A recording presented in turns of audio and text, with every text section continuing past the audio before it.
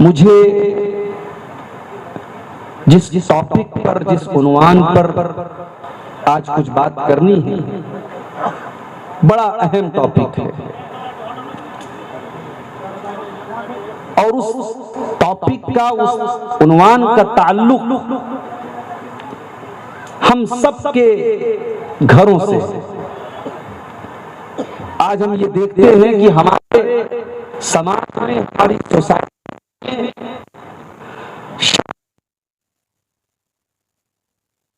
جس گھر میں جھگڑا نہ ہو، فساد نہ ہو، کہیں بھائی بھائی میں مقدمے بازی چل رہی ہے، کہیں باپ بیٹے میں بات چیت بند ہے، کہیں ساس بہو کے درمیان تو تو میں لگی ہوئی ہے، یہ جو گھروں میں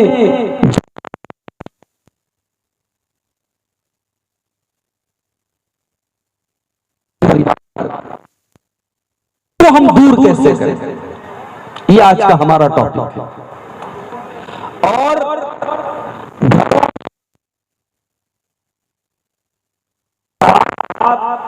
کو ختم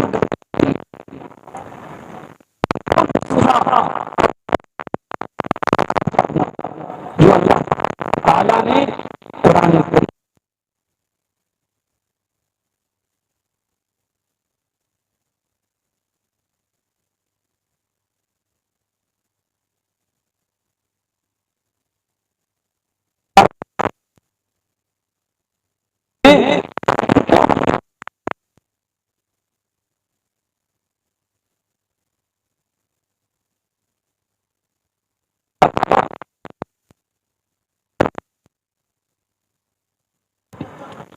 چونکہ یہ قرآن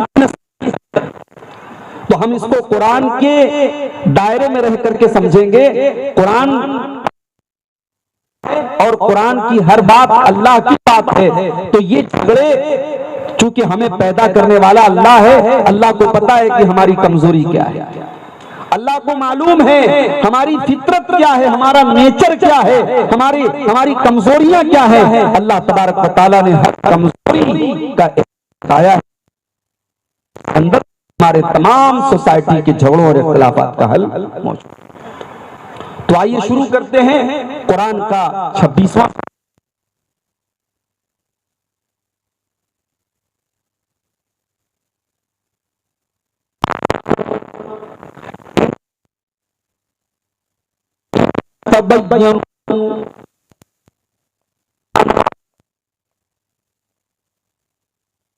آدمی، کوئی فاجر آدمی، کوئی غلط آدمی، کوئی ایسا آدمی جو صحیح نہیں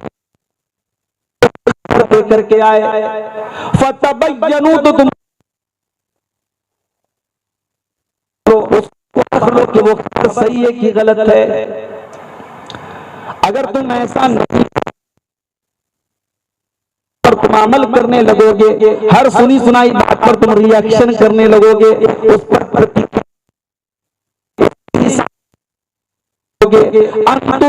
قوما بجہالۃ فتصبحوا علی کر بیٹھو گے جس پر تمہیں پچھتانا پڑے گا۔ آج ہم سماج میں یہ دیکھ رہے ہیں، جھگڑے کیوں ہیں؟ ہم نے سنا اور مان لیا، جس سے ہمارا اختلاف ہو گیا، جس سے ہمارا جھگڑا ہو گیا، اس کو کوئی بھی بات کر رہا ہے، ہمیں لگ رہا ہے کی جنگ نہیں ہے۔ یہ پہلا سبق اللہ تعالیٰ دے رہا ہے کہ جب تمہارے پاس کوئی خبر آئے تو تم پہلے تحقیق کر لو، جانچ لو کہ غلط ہے۔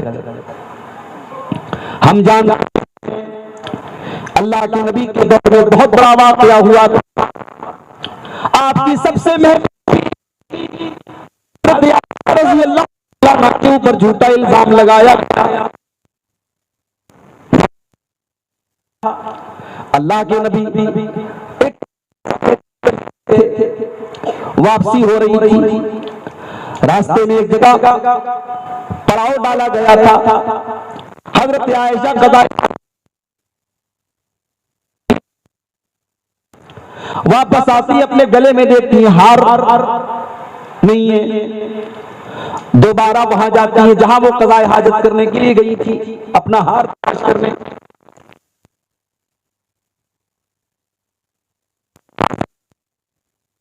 حضرت عائشہ بہت ہلکی پھلکی تھی، وزن ان کا بہت کم تھا. ان کی جو پالکی اٹھا کر کے اونٹ کے اوپر رکھی جاتی تھی، پالکی اٹھانے والوں نے یہ سمجھا کہ حضرت عائشہ اس کے اندر موجود ہے، جبکہ وہ نہیں تھی. انہوں نے پالکی کو اٹھایا اور اونٹ کے اوپر رکھ دیا اور اونٹ آگے چل پڑا. اب حضرت عائشہ واپس آئیں، دیکھا سارا قافلہ جا چکا ہے، بالکل سناٹا ہے. حضرت عائشہ وہیں پر جا کر کے قافلے کے پیچھے ایک صحابی تھے، ان کا نام تھا صفوان بن معطل رضی اللہ تعالیٰ عنہ. ان کا کام یہ تھا کہ قافلے میں اگر کوئی سامان چھوٹ جائے، بچہ چھوٹ جائے، کسی کی کوئی چیز چھوٹ جائے تو پیچھے نظر رکھیں. انہوں نے دور سے دیکھا حضرت عائشہ رضی اللہ تعالیٰ عنہا بیٹھی ہوئی. انہوں نے پردے کی آیت اترنے کے پہلے جب صحابہ ایک دوسرے کی عورتوں کو دیکھا کرتے تھے اور پردے کی آیت اترنے کے بعد پھر چونکہ پردے کا حکم آ گیا پھر نہیں دیکھتے تھے، تو پہلے انہوں نے کو پہچان لیا. انہوں نے فوراً انا للہ و انا الیہ راجعون کہا اور اپنا منہ دوسری طرف کر لیا اور اپنی اونٹنی کو بٹھا دیا. حضرت عائشہ اونٹنی کے اوپر سوار ہوئی اور اس اونٹنی کی نکیل پکڑ کر کے حضرت صفوان اس اونٹنی کو لے کر کے آئے. اور جب تھوڑی تاخیر سے تھوڑا لیٹ پہنچے تو جب مدینہ پہنچے تو منافقوں نے کہا کہ صاحب یہ دیکھو عائشہ کا تو ان کے ساتھ چکر چل رہا ہے. نعوذ باللہ. اللہ کے نبی کی بیوی کے اوپر اتنا گھناؤنا الزام لگایا گیا. منافقوں نے اس معاملے کو بہت اچھالا اور 3 صحابہ کرام بھی ان منافقوں کے جھانسے میں آ گئے. ایک کا نام تھا حسان بن ثابت اور ایک کا نام تھا جو حضرت زینب کی بہن تھی حمنہ بنت جحش. اور اسی طریقے سے ایک تیسرے صحابی، 3 صحابی ایسے تھے جو اس معاملے میں انتقال ہو گئے. باقی سارے لوگ اللہ کے نبی ٹینشن میں رہے، تکلیف میں رہے. 1 مہینے کے بعد اللہ کے پیارے نبی حضرت عائشہ کے پاس آتے ہیں. حضرت عائشہ اپنے مائکے جا چکی ہیں. لمبا واقعہ میں شارٹ کر رہا ہوں. مدینہ پہنچ حضرت عائشہ اپنے مائکے ہیں. اللہ کے نبی آتے ہیں اور آ کر کے کہتے ہیں عائشہ اگر کوئی غلطی ہو گئی ہے تو اللہ سے معافی مانگو. حضرت عائشہ کہتی ہیں میں نے اپنے باپ سے کہا کہ آپ جواب دیجئے، باپ نے کوئی جواب نہ دیا. میں نے ماں سے کہا آپ جواب دیجئے، ماں نے کوئی جواب نہ دیا. میں کھڑی ہو گئی. میں نے کہا کہ آج اگر میں اپنی صفائی میں کہوں گی کہ میرا اس میں کوئی ہاتھ نہیں ہے، میں نے کچھ غلط نہیں کیا ہے، تو کوئی میری بات پر یقین نہیں کرے گا. اور اگر میں یہ کہہ دوں میں نے غلط کام کیا ہے، سب میری بات پر یقین کر لیں گے. میں کچھ نہیں کہوں گی، میں وہی بات کہوں گی جو حضرت یوسف کے باپ نے کہی تھی فَصَبْرٌ جَمِيلٌ وَاللَّهُ الْمُسْتَعَانُ عَلَىٰ مَا تَصِفُونَ. میں آپ سب کی اس بات پر بس صبر سے کام لیتی ہوں اور اللہ سے مدد مانگتی ہوں. اتنا حضرت عائشہ نے کہا اور چپ ہو گئی. اس کے بعد حضرت عائشہ کہتی ہیں اللہ کے نبی کی پیشانی پر پسینے کے قطرات نمودار تھے. اللہ کے رسول کی پیشانی پر پسینے کے قطرے نظر آنے لگے جو اس بات کا سنکیت تھے، علامت تھی، نشانی تھی کہ قرآن کی آیتیں آپ کے اوپر اترنے والی. تھوڑی دیر کے بعد سورہ نور کی 10 آیتیں اللہ کے نبی کے اوپر نازل ہوتی ہیں اور سورہ نور کی ان 10 آیتوں میں اللہ تعالیٰ اپنے نبی کی پیاری بیوی حضرت عائشہ کی برات کا اعلان کرتا ہے، ان کی بے قصوری کا اعلان کرتا ہے، ان کی بے گناہی کا اعلان کرتا ہے. اور انہی 10 آیتوں میں یہ آیت اتری لولا اذ سمعتموہ ظن المؤمنون والمؤمنات بانفسہم خیرا. اے مسلمانوں جب تم نے یہ خبر سنی، تمہارے نبی کی بیوی کے اوپر اتنا بڑا الزام لگا، جب تم نے یہ خبر سنی تو تم نے اپنے نبی کی بیوی کے ساتھ اچھا گمان کیوں نہیں کیا؟ وَقَالُوا هَذَا إِفْكٌ مُبِينٌ. اور تم نے یہ کیوں نہیں کہا کہ یہ بہت بڑا الزام ہے؟ یہ ہے اسلام کی تعلیم میرے بھائی. بدگمانی سے بچو، تحقیق کرو. کوئی خبر آئے کسی کے بارے میں اندھا دھند مان مت لو. آج ہمارا خاص طور سے نوجوان طبقہ سوشل میڈیا کا دور ہے، انٹرنیٹ کا دور ہے۔ میں چینل والے ہمارے بیٹھے ہوئے ہیں، بڑے ہنگامے کی کیفیت پیدا ہو رہی تھی، لیکن آپ سوچیں کہ آج اگر ہم یہ پابندیاں لگا رہے ہیں کہ چینل والے ریکارڈنگ نہ کریں تو ہم کیوں پابندیاں لگا رہے ہیں؟ بھئی ہمارا کیا نقصان ہے اگر یہ ریکارڈنگ کریں؟ آج کتنے چینل والے ہیں، میں کس کا نام لوں کس کا نہ لوں، میری تقریر کے ساتھ، مولانا جرجی صاحب کی تقریر کے ساتھ اور دوسرے علماء کی تقریر کے ساتھ اتنے گندے اور گھناؤنے فوٹو لگا رہے ہیں کہ آپ حیرت کریں گے میرے بھائیوں۔ ایک دینی تقریر ہے، ایک عالم دین، ایک مقرر ہے، آپ اس کی تصویر ننگی عورتوں کے ساتھ لگا رہے ہیں۔ اب کوئی چینل والا کہتا صاحب ہم یہ کام نہیں کرتے، ہم کس کے اوپر بھروسہ کریں؟ ہم تو ان چینل والوں کو بھی جانتے ہیں جو بڑے پاک صاف ہیں، ان کے بھی 100-200 ویڈیوز میں سے کوئی ایک ویڈیو کا تھمبنیل آپ کو ایسا مل جائے گا جس میں ویو پانے کے لیے انہوں نے ایسا تھمبنیل لگایا ہے، غلط اس میں لڑکیوں کی تصویریں لگائی ہیں۔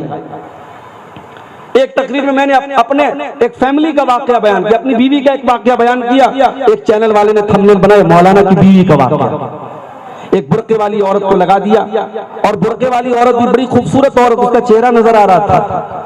تو میں نے اس کو میسج کیا کہ بھائی تم نے یہ لگایا ہے، دنیا والے تو یہی سمجھ رہے عبد الغفار صاحب کی بیوی ہے، تو اس نے ایک کام کیا کہ اب دوسری عورت کا فوٹو لگا دیا جس کا چہرہ ڈھکا ہوا تھا، یعنی حرکت سے باز نہیں آئے۔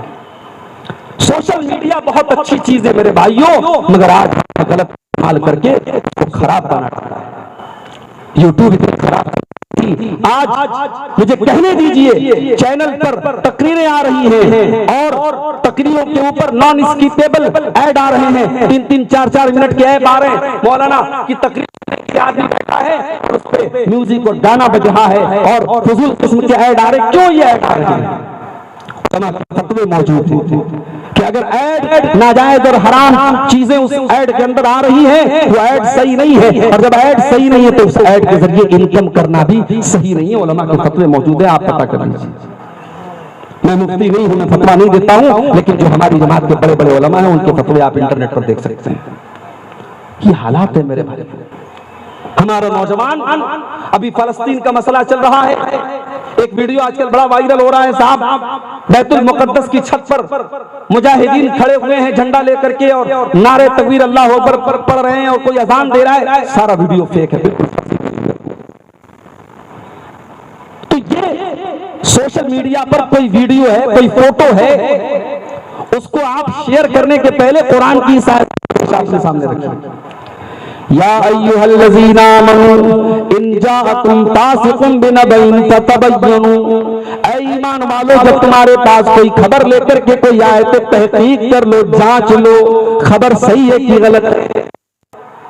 یہ اصول بتا دیا اسلام نے کہ ہم ایک سٹیزن، ایک ریسپانسبل سٹیزن بنے، ایک ذمہ دار ناگرک بنے، ہم کوئی ہر سنی سنائی بات کو پھیلانے والے نہ بنے میرے بھائی۔ اللہ کے نبی کے پاس ایک صحابی آتے ہیں، نام ہے معیذ اسلمی رضی اللہ تعالیٰ عنہ، آ کر کے کہتے ہیں اللہ کے نبی مجھے پاک کر دیجئے، طہرنی، مجھے پاک کر دیجئے، مجھے صاف کر دیجئے۔ اللہ کے نبی نے کہا جاؤ یہاں سے، جاؤ اللہ سے معافی مانگو، اللہ سے توبہ کرو، آپ نے ٹال دیا۔ دوسرے دن پھر آئے، طہرنی یا رسول اللہ، اے اللہ کے نبی مجھے پاک کر دیجئے، آپ نے پھر ٹال دیا۔ تیسرے دن آپ نے پھر ڈال دیا۔ چوتھے دن آئے، اے اللہ کے نبی مجھے پاک کر دیجئے، آپ نے فرمایا کس چیز سے پاک کر دوں؟ اے اللہ کے نبی میں شادی شدہ، میں نے زنا کر لیا ہے، میں نے